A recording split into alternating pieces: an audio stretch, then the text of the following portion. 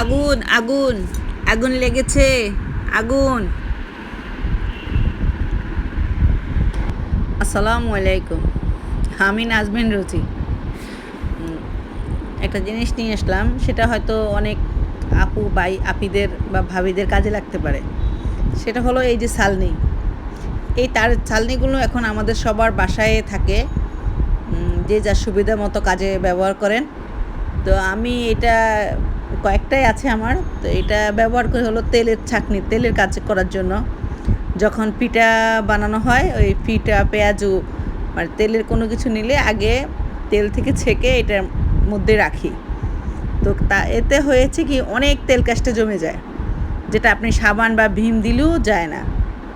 তো এটাকে পরিষ্কার করতে হলে মানে আমি এই পন্থাটাই অবলম্বন করি।